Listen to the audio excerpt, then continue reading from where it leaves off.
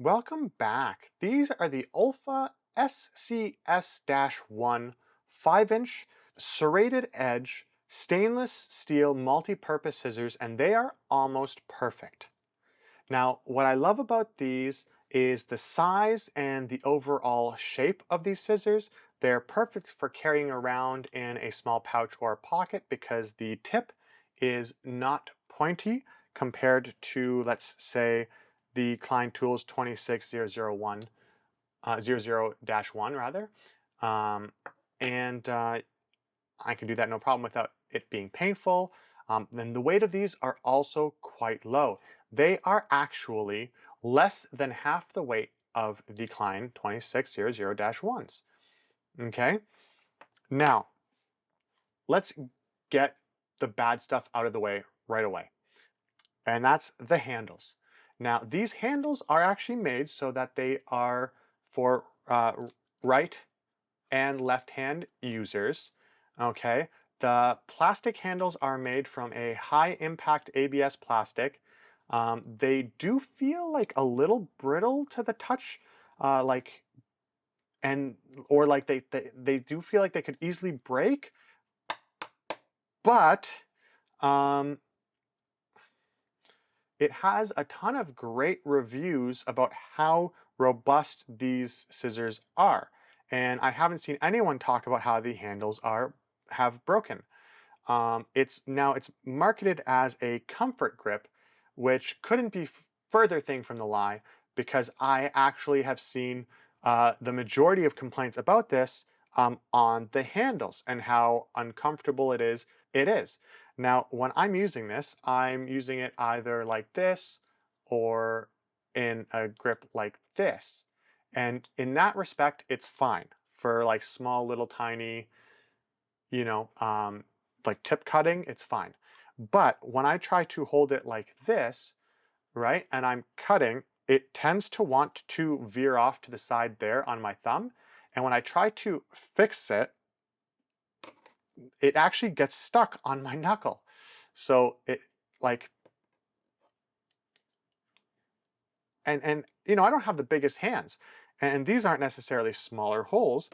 I can show you here on my regular old sewing scissors that have just become hobby scissors because, you know, if you know anything about scissors, you need different scissors for different things. One of the things I'm capable of doing is sewing, and you need special scissors just for sewing. These were cheapos that eventually just became craft scissors, and you can tell that they're sewing scissors because the tip is thin and actually lines up right there so that when you're going like this, you can actually get flat and get underneath the workpiece. But anyways, that's just, I digress. This also, you know, I can actually get my thumb out of there, and when I'm using it, and I want to keep my thumb right there, I can, right? These guys have become my like regular kind of scissors for anything I need to do that might be sticky. I recently cleaned them, and actually I used this for something sticky just before the review. Otherwise the action is quite nice. But with this guy, if I try to do like that, my hand kind of wants to slide in. I don't know what it is about these ABS handles, but my thumb wants to slide in like this and then get stuck. So I really don't like the handles here. Now, Banana 4 Scale, please subscribe. Guess what? I wrote a children's book called Who Says Pooh? It's a funny, read-aloud children's book about words in different languages that sound phonetically like the English word poo. Buying a book today helps support my channel. And also, you'd brighten up my day a whole bunch. Link is in the description. Now back to the video. They have serrations, but only on one side. However, they're serrations that cover the entire length of the blade. And that's to prevent slipping on the workpiece. Now, I reviewed the Klein 2600-1s, and they have serrations as well. You can see that there, but it's only about half the blade that actually has serrations. One of the main drawbacks I've found is that even though it has that piece for cutting wires, because it doesn't have another cutout right here, I find that sometimes the wire can slip. And because there's no serrations on this part of the blade, sometimes the wire or whatever I'm working on might slip until it hits the serrations. So really, a lot of time for some of the stuff I'm cutting, it might not want to cut until this portion of the blade. So the fact that the serrations go up are really, really good. And even though the edge of the blade is slightly rounded, for safety, the tips cut nicely. And I feel like you can get some precision cuts. So here's some paper.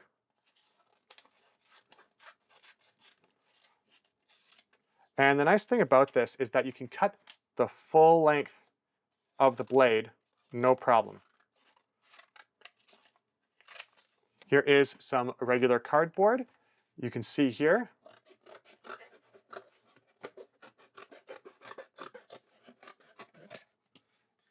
Very nice.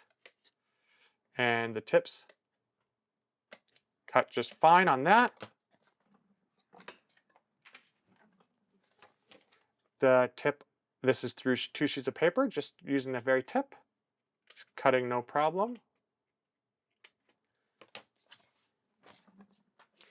Here is some heavier plastic cardboard, and I'm going to cut across the grain, and it's a little bit tougher, but it's totally doable.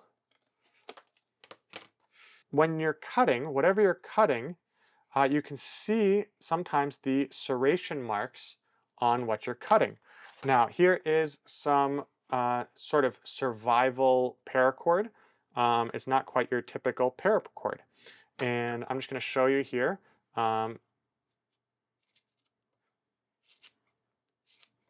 It's fine. And then the tip doesn't cut this paracord very well. So the tip doesn't cut the best with paracord, though the tips work really well on zip ties. I just don't have a zip tie around right now to show you. So this is not necessarily the best paracord. Let's see the tip of this, guys. So the tips of these guys function about the same on this. Now, to give you some context of these ones, let's use my hobby scissors, and you can see here, it doesn't want to do that at all. Even here, I have trouble. Like if I keep it there, it doesn't want to get through all the way through. So that's just to give you some context. If we pull this apart, let's see what we get with this. So that actually cuts it a lot better.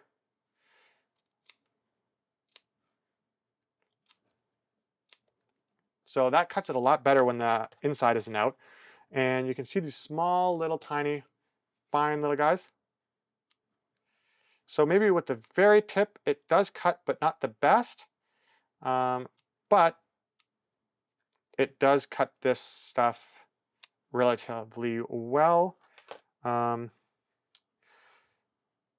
Here is some fire wick, and that's going to cut that relatively well.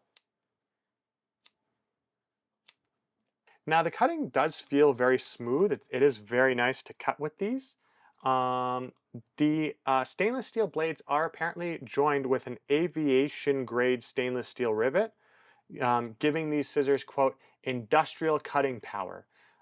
It's marketed as being able to cut through materials like fiberglass, aluminum, linoleum, Kevlar, and I even saw something say, electrical wiring, plastic, aircraft composites, and more.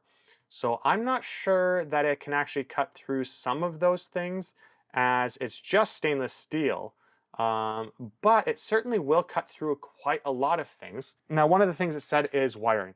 Now, I'm just going to quickly do some of this. So it actually cuts through telephone, your standard household telephone wire, no problem, which I'm not surprised. Now here is some standard lamp wire.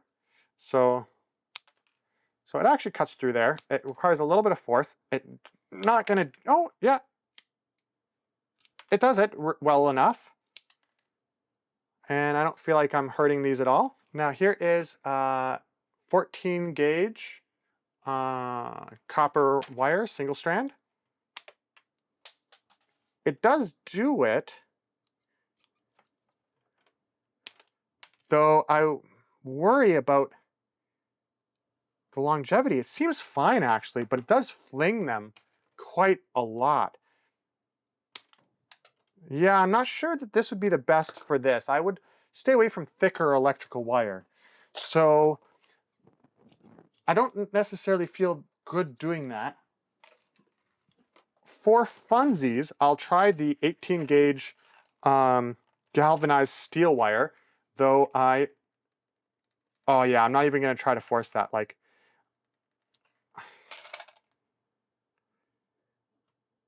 I don't know if it's hurting the blades at all, but I definitely feel like, there's might be a little, let's try this one more time. No, it doesn't want to do that, so it's gonna bend the wires. And you can actually see there's a little bit of a ding in here. Maybe it's just to my eyes, but I can see a little bit of a something right there from using this galvanized steel. In fact, yeah, you can see now. So I probably shouldn't have gone that far. Yeah, so it says that it can cut through, electrical wiring, plastic. It says aircraft composites. It says aluminum. It says fiberglass and Kevlar. I don't know if those claims are substantiated based on what you just saw me doing here. I think it can do some slightly thicker copper wire, though how long it will hold up, I don't know. It definitely can't do anything galvanized steel, even of a thin variety. And even getting through the lamp wire felt a little bit like it could be a bad idea. But I don't need it to cut through those things. I did sort of almost sacrifice my scissors just to show you. If it wasn't for these uncomfortable comfort grip handles, I might say that this is the best everyday carry scissor out there. I've been carrying these for about the past 3-ish months, and I love them. They have not let me down for the tasks I need them for. They're perfect for zip ties. Again, I don't have zip ties, so I didn't show you. And I think that the size and weight of these and the cutting ability make them almost perfect. Now, if you think these are cool, but somehow they don't have enough functionality for you, check out this video of some really cool antique multi-tool scissors. Thanks for watching.